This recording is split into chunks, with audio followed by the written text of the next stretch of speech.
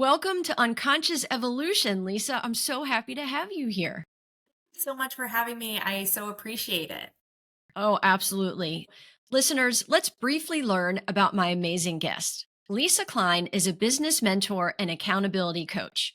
She helps women entrepreneurs and online service providers launch and scale their businesses with ease and confidence, focusing on simple strategies and systems and avoiding burnout and overwhelm. Lisa's contact information and social media details are listed in the show notes. Please reach out to her. She's so incredibly friendly and she would love to talk with you. Lisa, thank you again for opening your personal life to us today. What would you like to share? And has anything new come up for you over the last few hours? Well, yes, as after you've reached out to me, the one thing that really stood out is kind of my journey and where I have been specifically over the last 10 years. So, kind of just to bring everybody back in the summer of 2013, I received a phone call. And it was kind of like I knew what was going to come from the phone call before I even answered. It was just this feeling I had. And I got on the phone, and it was my mom. At the time, she was living in South Carolina. I'm in Northern Virginia. And it was the phone call she told me that she was diagnosed with breast cancer. Now, thankfully, she is a breast cancer survivor. So 10 and a half years later, all is well. But in that moment, it was like, wow, it was kind of that aha moment that I knew this was coming, but all these years, I had never done anything to take care of myself. And so while my mom was battling breast cancer, while she was going through chemo and surgery and radiation, it was like, oh, I have two young kids at the time. I need to start taking care of myself and my health so that what is in my control. And so I was really kind of diving into, okay, some things are, yes, clearly out of our control, but there are things that I can do within my control. And for me, that was starting on my health and wellness journey. So January 2014, my husband actually challenged me to a 90-day at home fitness program. Okay. I do like now exercise is part of my daily routine.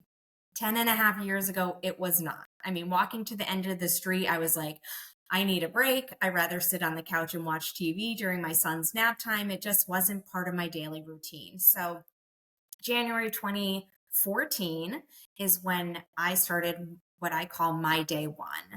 And we put up a workout calendar in our basement. My husband and I checked off our days, and I got through all 90 days. It was probably around day 60 where I felt like I see a difference, I'm feeling a difference. And if I can do this, I want to help others do it too. It was like, this wasn't hard. I spent, 30 minutes, 6 days a week, and I just created a routine that worked for me while my son was napping or at night after my kids had gone to bed, and just really created a simple habit that helped me like 10 times everything in my life to gain the confidence to give me more energy, to feel like I was making a difference. Yeah. What do you think? Because I mean, that's a big change in your life, right? And I applaud you for doing that because a 90-day commitment out of the gate, right? Just starting when you hadn't been doing anything. That's a huge commitment. And that is a lot of focus. It took a lot of focus from you and determination. And obviously you were driven by the diagnosis that your mom received. And automatically we're like, oh my gosh, I mean, this is a human condition.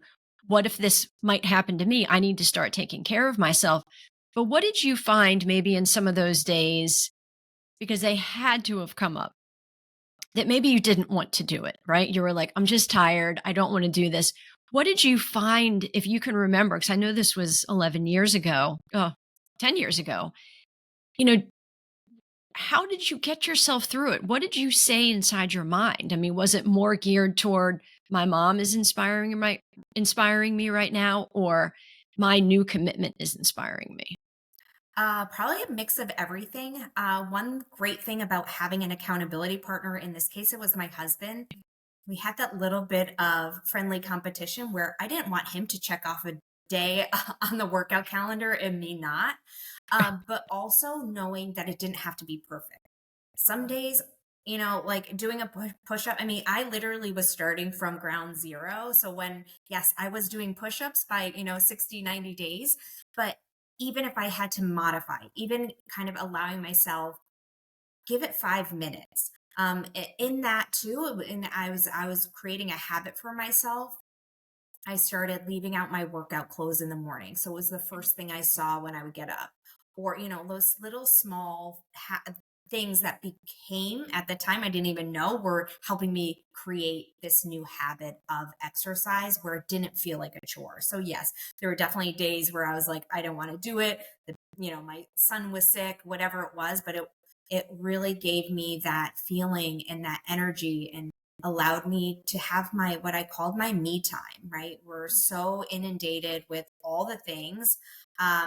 At the time, I wasn't working and my life revolved around my kids. So it was allowing me that 30 minutes a day to prioritize myself and give me that me time that now, here almost 11 years, is still a habit of mine. Yeah, and I love that you said that. So you were busy, you were a mom, you had young children, you had your son, and I say that because I worked with a client last year who had pretty much a new baby, a year old, not even. And she was really struggling to get back into physical activity, which was her therapy, right? I mean, so for so many of us, that's what help keeps us balanced. And she kept saying, "But I don't have time. I'm always busy with the baby." And, we get ourselves so convinced and wrapped up in that we have to do this and we can't do that. And I said, the next time you put her in her playpen, I mean, if they're still called playpens, but I said, put her in there with some toys and do 10 squats and do 10 push-ups. So I was like, we get in our mind that it has to be this big formal thing or it has to be an hour or an hour and a half, where 30 minutes is definitely achievable. And I love that you did that. So you said that once you did that and you got through that, that you wanted to help other people. So what did that look like? Yes. So at the time, I was an active fitness program with Beachbody. So I don't know if you're familiar with that. Mhm. And randomly posted on Facebook, like, I did all 90 days of P90X3. And I had somebody reach out to me and say, have you ever considered being a coach? And I'm like, I don't know what you're talking about. I don't know what it's like. All I know is this DVD that, right, I'm pushing play on every day. Um, but it's got me thinking, and in that kind of brought on all those feelings of how can I help others through this, where you want to have more energy, you want to feel better about yourself, you want your clothes to start fitting better, you want to have more energy to run after your kids at the park. And so I was really focused on how can I help my friends, how can I help my best friend that lived next door or whatever, who was like me, who had young kids but didn't know how to fit fitness and exercise into their busy schedules. So kind of jumped right in and signed up as a coach, not really knowing what I was doing, and started my own group accountability groups for my friends. And that's kind of just spurred one thing into the next. I mean, that is the beauty in taking a risk and taking on something new, right? And making a decision to change something in your life. It didn't just create a stronger physical habit and lifestyle for you, but then you turned it into work and something that you really enjoyed. So it's like, we so often think, well, if I do this, I don't know where it's going to go. And so I'm not going to try it, right? Like we are not programmed to want to try something without having a strong idea of how it's going to finish. Well, that's life though. That's exactly how life is. And you did that and you turned it into something. And so, listeners, that is, I mean, I'm looking at you all straight on that. I mean, that is proof that if you just try something, you never know what it's going to turn into for you. Maybe it'll be nothing, but at least you would have tried, or maybe it'll be something. So thanks so much for sharing that, Lisa. So I want to ask you, I really, really resonated with a post that you shared last week. And not verbatim, of course, because I didn't write it, but you spoke about being one of three sisters, right? Hmm. Okay, one of three sisters, and you have an older sister, and that you used to essentially kind of copy and imitate her because you thought she was really cool. And, well, she's doing all these things, I can do these things. So you started essentially mimicking her behavior and your interests. And at some point, you realize, well, wait a minute. this doesn't feel right. And I don't know if I know that many women who have not, in some point or another, made decisions in their life that were not for them, not due to their own interest, but were following a routine or following an older sibling or following the rules, right? And so tell us a little bit about what that looked like for you back then and then how you kind of came into your own. Yeah. So my middle sister, she's still one of my best friends. But when we were younger, we had a close relationship. And in the time when I was looking at colleges specifically, of course, I was like, I'm not going to school where my sisters are. And then I went to visit her. It was my high school spring break. And it was warm and 70 degrees, and everybody was out on the quad. And I was like, I love it here. And so I did end up following her to, we went to James Madison University in Virginia. And that unexpected, I was not expecting to go to the same school as her, but that was my comfort, right? We were 8 hours from home. And then she was an accounting major. Like, okay, that sounds good. Honestly had no idea what I wanted to do with my life. Became an accounting major. And in my classes, I even remember going to my teacher, or professor, I guess, and I handed in an exam, and he's like, how do you think I did? And I was like, complaining. I was like, I don't know if this is the major for me. And he's like, do you want a job after school? And at this time, I saw my sister had graduated. She had a job in public accounting. And so he said, do you want a job when you get out of school? Of course, yes. I want to pay the bills. Yes, that's why I'm here. I'm in college to get a Right. job. And so he's like, so you're going to stick with accounting. So already in the back of my mind, it was kind of like, I knew then this wasn't the path for me. This was the path for my sister. She is still doing accounting and finance. I am clearly not. So graduated, was actually in the same business fraternity as her in college. Just kind of all these things where I wanted to be her, but really, right? Like I said in my post, I was like, I'm sure if you're a therapist, you probably would have a field day on this. Like, I admire her, I respect her, we are still best friends, but I learned later I did not need to follow in her footsteps. Yeah. What I mean, can you remember, was there a moment that made you realize that? Was there a moment that as you were older, that you were like, "Wait a minute, I have been making decisions because it worked for my sister." Like, was there something that happened or that you were in a job or anything that came to mind that created that reality for you? I think it was more so just learning about me. Instead of being so focused on looking for validation elsewhere, or, kind of focusing on what that next step should be, learning more about me. My husband is so super supportive. And it was always like, if this isn't bringing you happiness, like, he saw how miserable I was with my job. And he was like, if this is not making you happy, you need to, like, it's okay. We'll figure it out. And so he's always been my calm, my rock, like, we'll figure it out. Where I do have that accountant type A personality where it's like, everything should just be, if this is what the rule, right? If this is what the rules say, and get out my red pen.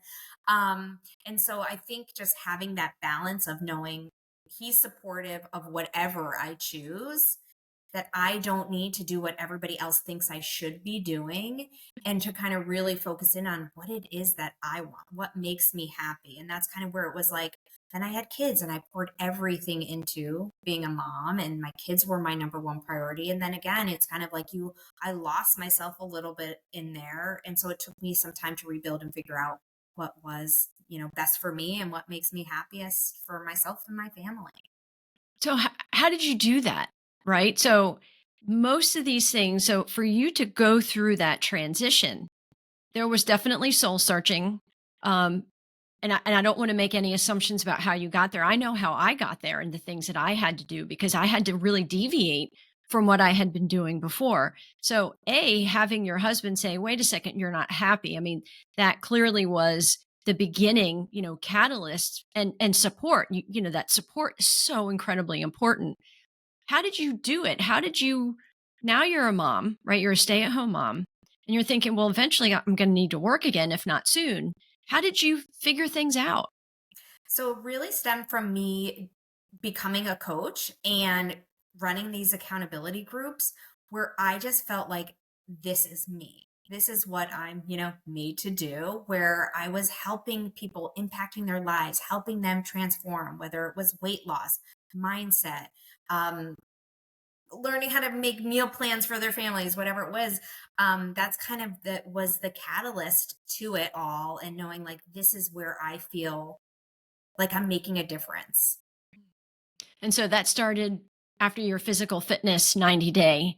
So from there, you had an idea, you started to notice, okay, I feel power in this. I feel I Confident. like this is me.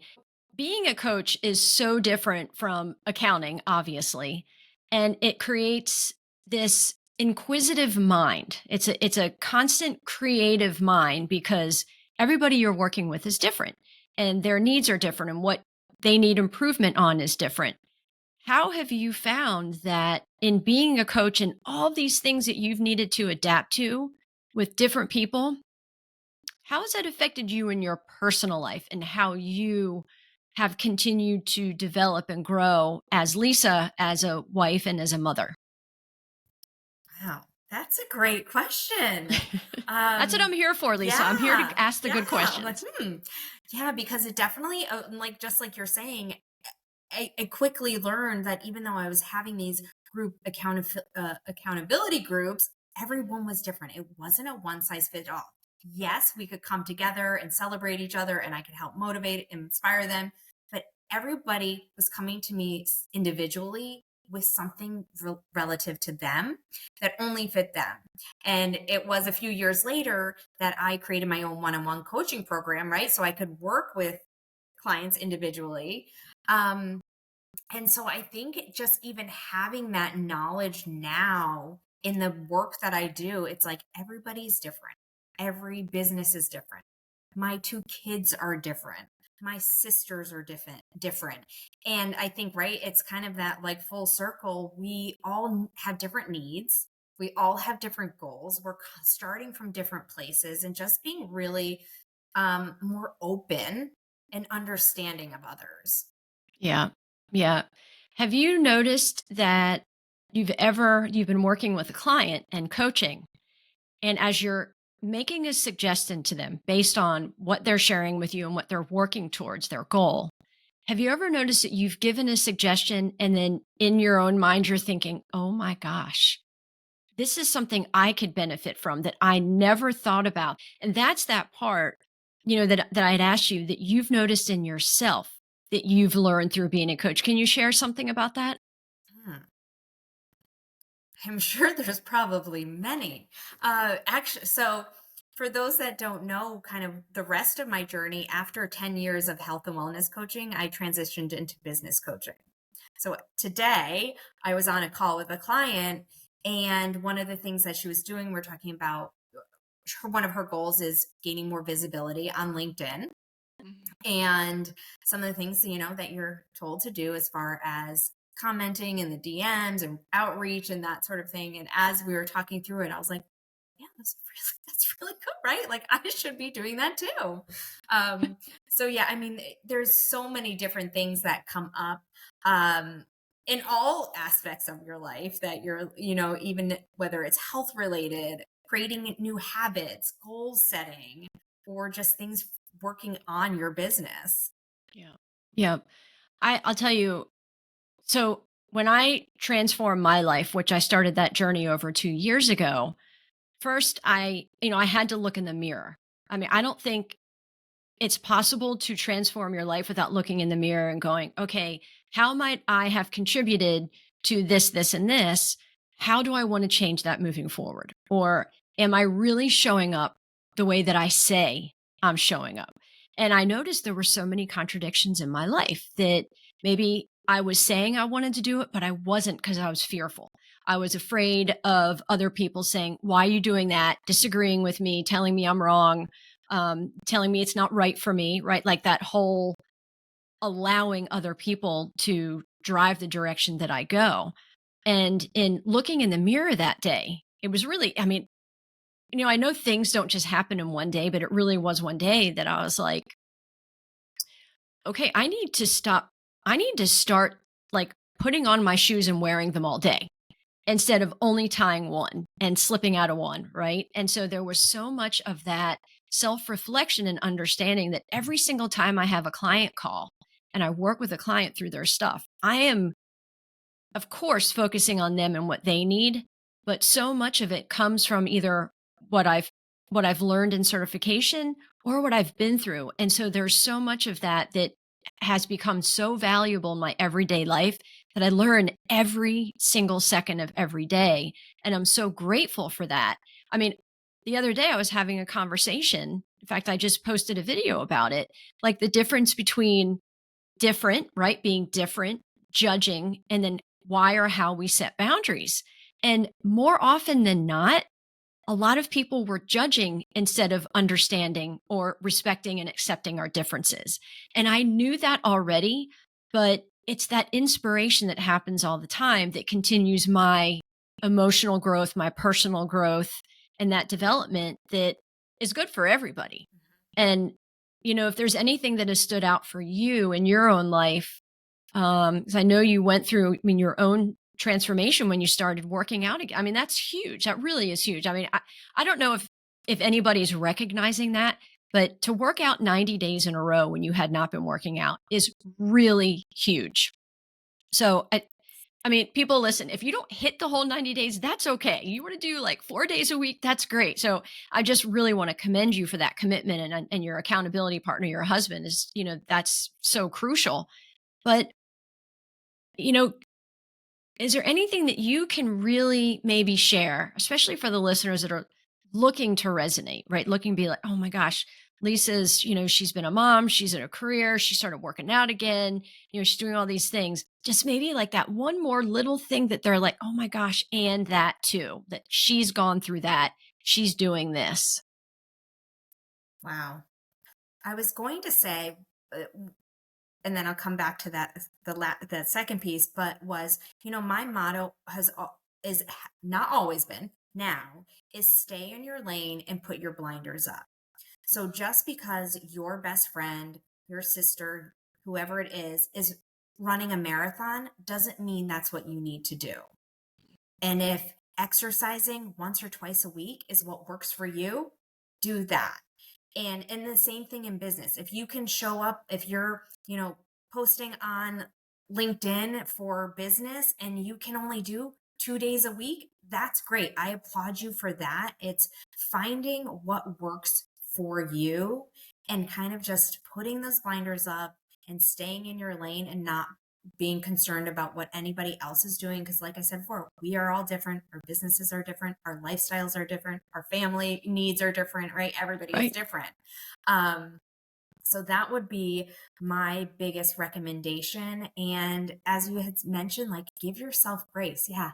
I'm sure there was probably a day in that 90 where I was sick and I made it up later, right? And Right. as I told my health clients, I'm like, it's not about checking boxes. It's about doing what is best for you, figuring out what, you know, how you should eat, becoming more aware what you're fueling your body, how you're fueling your mind, all those pieces. And I always talk about it like a puzzle, right? Putting all the pieces together to make it sustainable for you without restrictions, without feeling guilty, and all the things. I could All things. keep talking, but I will end it there. So what had you digging deep that you have learned and continue to learn to continue your your emotional development essentially in the work that you're doing, aside from, the normal, like the usual stuff. Yeah, we are always continuously learning and growing. And I think that's probably why, as you mentioned, like being a coach has been so not only empowering and all that is being able to make an impact on others while still continuing to grow and serve who we are, right? And in my accounting days, that wasn't a thing. It was checking boxes and financial statements, and it wasn't fueling myself and my mind.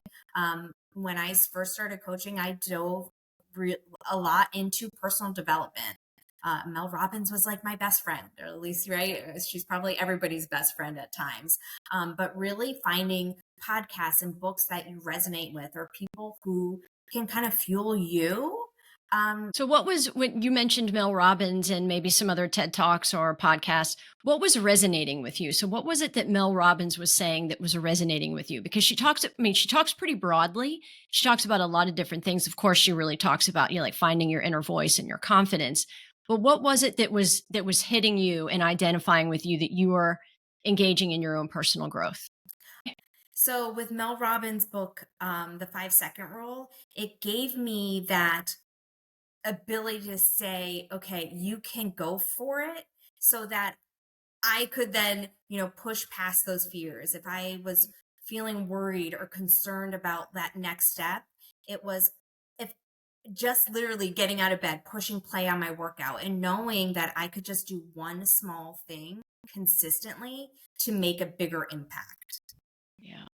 Another book, and it's been years since I've read it, but by Catherine Winch, called Slay Like a Mother.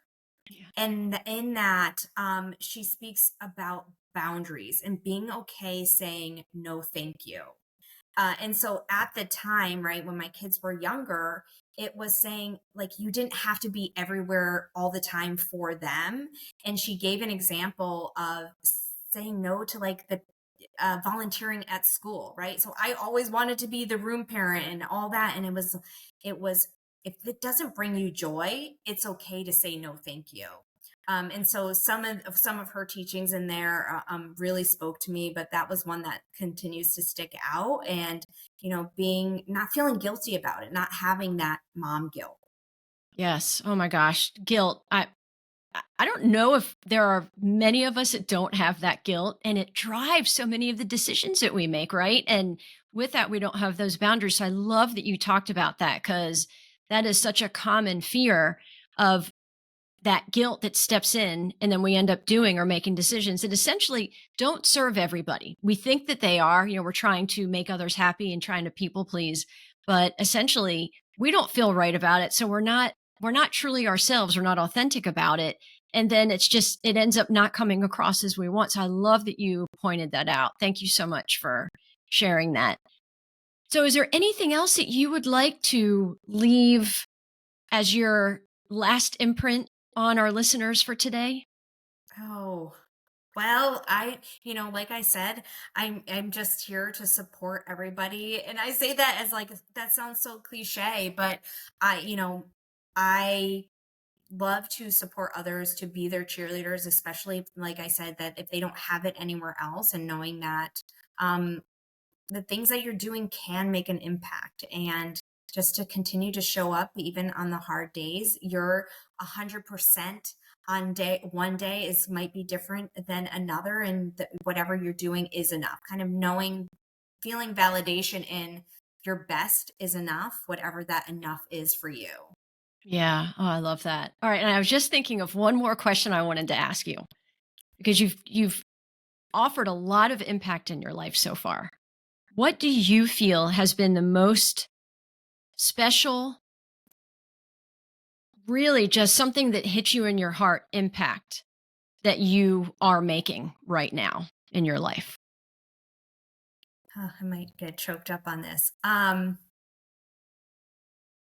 think, my mission, or what I set out to do each day, is to be a role model for my kids, right? So from a young age, they saw me working out. They see my work ethic. They see that I am able to put my phone down and be present for them, to be at their, my daughter plays softball, my son plays golf, and to be there on the sidelines cheering for them.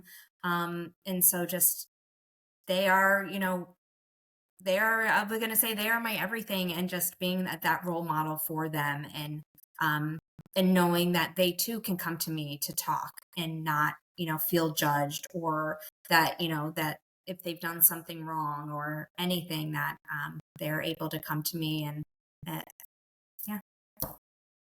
I love that. I love that. Thank you so much. Thank you so much for being here. And again, listeners, all of her information is in the show notes. Please reach out to her if you need a coach, if you're looking for motivation, inspiration. I mean, as you can see, she's extremely likable and quite wonderful. So thank you again for being here. Thank you, listeners, for tuning in. Thank you, Lisa, for being here. Until next time, enjoy yourself, enjoy the moment, and try to discover what your unconscious evolution is.